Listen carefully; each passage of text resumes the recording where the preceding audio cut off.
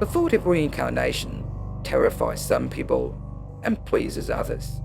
Personally, I hate the thought of having to relive an entire life all over again. It not only scares me, but it's mentally exhausting just to think about it. Judging by some of our stories, you can end up in the same culture, doing the same things, so where's life's lesson in that? It makes it seem that I'm going back onto a treadmill that I cannot get off of. We've discovered 6 astonishing reincarnation tales, some of which will give you hope, while others are surrounded by disturbing circumstances. Number 6. Romy Crease, Iowa, USA. Romy was born in 1977 to Barry and Bonnie Crease of Des Moines, Iowa. Her parents were devout Catholics and so were completely unprepared for what happened when she began to talk about her past life. She would talk about her previous life as Jo Williams. She'd insisted that she'd grown up in a red brick house in Charles City, a town 140 miles from Des Moines. She said that she'd married a woman named Sheila and they had 3 children. Romy claimed that both Jo and Sheila had been killed in a motorcycle accident that Romy described in considerable detail. She also feared motorbikes and would have a panic when one zoomed past. She was also able to recall other incidents from Joe's life, where he had started a fire in the home and his mother, Louise Williams, had burned her hand trying to put out the fire. Romy also claimed that his previous mother complained of a pain in her right leg, which she'd also injured in the fire. Romy often asked to be taken back to Charles City because she wanted to reassure her previous mother, who he called Mother Williams, that everything was okay. They eventually visited Charles City, where Romy insisted they buy Mother Williams some blue flowers, as they were her favourite, and that when they arrive at the house, they must not use the front door but go to the back door. After checking the phone book, they found a Louise Williams listed, and Romy was able to direct them. When they arrived at the house, to their amazement, there was a note on the front door requesting them to use the back door. An elderly woman answered holding a crutch with a bandage on her right leg. Louise Williams was ecstatic to receive the flowers and said she'd never had any flowers since her son Joe had given her some many years before. Romy then told her everything about her past life as Joe, where Louise Williams could not believe how she knew all of these facts and confirmed everything Romy had said, saying, "Where did this girl get all this information? I don't know anyone living in Des Moines." She explained that she and Joe had lived in a red brick house, as Romy had said, but this house had been destroyed by a tornado that had damaged much of Charles City 10 years ago. Joe helped us build this house, and he insisted we keep the front door shut during the winter. Louise Williams was able to confirm many details of Romy's narrative about Joe, including his marriage to Sheila, their 3 children, the names of other relatives, and the fire in the home in which she had burned her hand. She was also able to verify Romy's precise description of the motorcycle accident in 1975, 2 years before Romy was born. Louise showed her a family album where Romy was able to identify everyone in the photos. Despite this confirmation, neither she nor Romy's parents were prepared to accept the possibility that their daughter was the reincarnation of Jo Williams. "I don't know how to explain it, and I find it hard to believe," observed Romy's mother, "but I do know my daughter isn't lying." Number 5. Courtney Perosco, Louisiana, USA.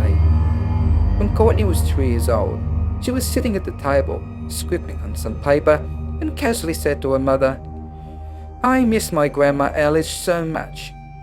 Her mother then said, "Who is Grandma Alice?" Courtney replied, "Well, she is my grandma." Then her mother replied, "You already have 2 grandmas, and neither of them are Alice." Courtney said, "Well, I know that, but Alice was my grandma before I was Courtney." She claimed that Grandma Alice and her grandfather had looked after her when their parents had died. Unfortunately, her grandma had died when she was 16.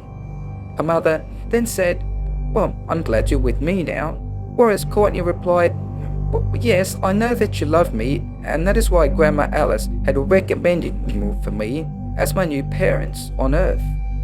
Courtney then talked more about her previous life, describing that she'd lived near hills where the trees lost their leaves before winter and that the winters were very cold, unlike like here in Louisiana. Their house had no indoor toilet, and in winter it was freezing to go to the toilet outdoors. Courtney said that when you first arrive in heaven, you're allowed to rest for a while. Then you have to work and what you want to learn in your next life on Earth. Then you choose a family that will help you learn and what you need. Her mother asked her whether she'd met God, and Courtney replied that yes, she'd only seen God with her soul. Her mother could not believe what Courtney had said from a child so young. And where did she learn about such things when none of these subjects had ever been discussed at home? Number 4. Nakati Unataskadin Adana, Turkey. The Islamic faith is the main religion in Turkey, where officially no one believes in reincarnation, even though some Islamic sects either partially or completely acknowledge that reincarnation exists. One case is about a boy from Adana, Turkey, called Nakati Unataskadin. As soon as Nakati was able to speak, he talked about his past life. He said that his name was Nise Buddha, and that he lived in Mersin, Turkey, and his wife's name was Zira, and they had many children. His best friend was Ahmed REINCARNATED, who he would regularly visit with his son Nadia. Tragically, on one occasion, they had a serious argument where Ahmed stabbed him to death. After much prompting from Nakati, his parents decided to take him to visit Mersin, which was 100 kilometers from their home in Adana. He was not only able to find the house he once lived in, but also recognize his previous wife Zara, and was able to identify and name all of his children except for the youngest, whose name he did not know because he'd been born after his death. He was also able to answer all of the questions that were put to him. Nakati also claimed that he had an argument with his previous wife Zara, where he'd stabbed her in the knee and pointed to the part of her knee that he had injured.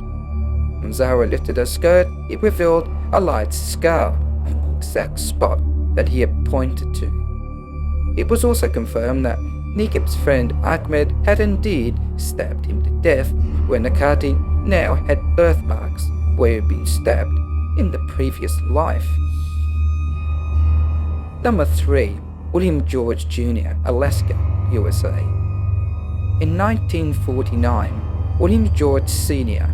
of the Tlingit tribe was an Alaskan fisherman and said to his son Reginald that, "When I die, I will come back as your son. When I am reborn, you will recognize me because I will have birthmarks like the ones I have now," where he pointed to 2 prominent birthmarks on his body. He then handed his son a gold watch given to him by his mother, and he then said, "Keep this watch for me for when I return as your son," whereas he took the watch home to his wife, who placed it in a jewel box where it stayed for the next 5 years. In August 1949, William George Sr. disappeared from the boat which he was captain, and searchers never recovered his body. Short time later, Reginald's wife became pregnant and gave birth on May 5th, 1950, barely 9 months after his father disappeared. Apparently, during a labour, William George Sr. had appeared in a dream, saying he was waiting to see his son. When the child was born, they found he had birthmarks identical to the ones on William George Sr., just as he'd predicted to his son. So they named the child after his father, William George Jr. As William George grew up, they observed behaviour similar to his father's. However, one amazing incident was that when William George Sr. was young, he'd severely injured his ankle in a basketball accident and walked with a distinctive limp on his right foot. The young boy had developed the same limp on his right foot, even though he had never injured it. As the young boy matured, members of the family noted that he had similarities of facial appearance and also had his posture and an amazing knowledge of boats and fishing. He knew the best places to fish and knew how to work the nets, but had a fear of water. Other unusual observations was calling his great aunt his sister and his uncles and aunts his brothers and sisters. One day in the bedroom, his mother had opened the jewelry box and had spread everything out onto the bed, including the gold watch that William George Sr. had handed to his son. William George Jr. then walked into the room, saw the watch on the bed stating, "Hey, that's my watch." Both parents swore they'd never mention the watch to their son. Number 2. Reena Gupta, New Delhi, India. When his new girl, Reena Gupta, was only 2 years old, she told her mother that she had a husband, a very bad man who had murdered her. Reena's behaviour became even stranger, where she would toddle out onto the balcony of her New Delhi home and stare into the street crowds, searching, always searching. When out in the family car, she was constantly on the lookout for someone. When asked what she was looking for, she would say, "I'm looking for my husband and my children." Reena then began to criticise the way her mother cooked and cleaned the house. On one occasion, Reena wandered off during a market outing and who explained later to her worried mother that she had followed a woman who used to come to my house. The past life connection wouldn't go away, and to her mother's annoyance, her daughter continued to express affection for her children, as well as anguish at her enforced separation from them.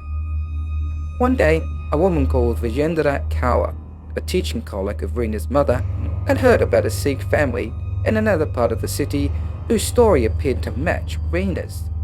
Her inquiries led to Sardar Kishore Singh and his wife, parents of the late Gurdeep Kaur, who had been murdered by her husband on June the 21st, 1961. After being informed about what Reena had been saying and intrigued by a possible link with the dead daughter, the couple called on the Gupta family.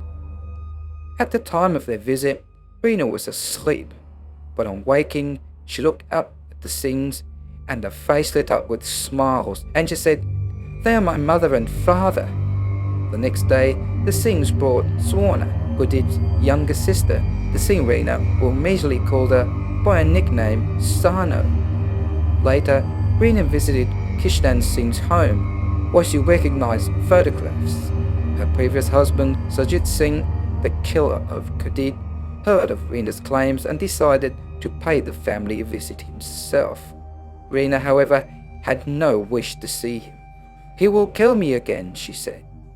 Sajit Singh had been jailed for life for murdering his wife and her brother, but freed after 10 years for good behaviour. When they did finally meet in 1975, Reena was 9 years old. However, nothing could allay her fears. Only with the greatest reluctance would she pose, perching uneasily on the armrest of Sajit Singh's chair, with the man who claimed was her murderer.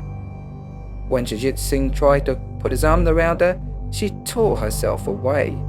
Then Reena met her 4 children from her previous life, 3 daughters and 1 son, and greeted them as joyfully as she had Gurdeep's mother, father and sister. Number 1. Jeremy Anderson, Oklahoma, USA.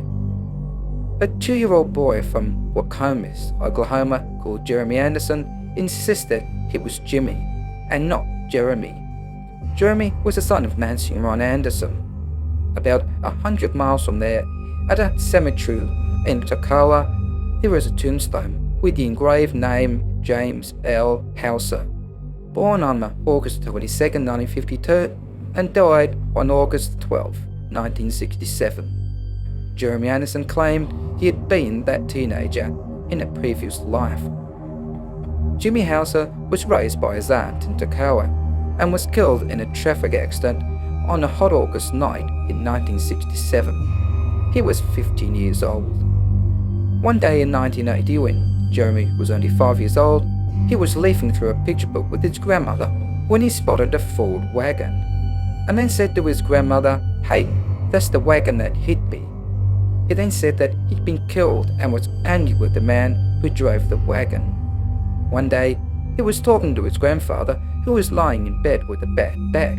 Jeremy said, "What's wrong, Grandpa? Is your back killing you?" His grand said, "No, it's not killing me, but it really hurts." Jeremy replied, "Well, my back got hurt once, and it killed me." In April 1980, Jimmy was taken to the scene of the accident. The boy immediately recognized the area and showed how he fell out of the car during the collision. "I flew through the air like a bullet. It was like a bomb," he said. According to a police report, Jimmy Hauser and his friend, 16-year-old Kevin Lucas, rode their Buick at over 80 miles per hour.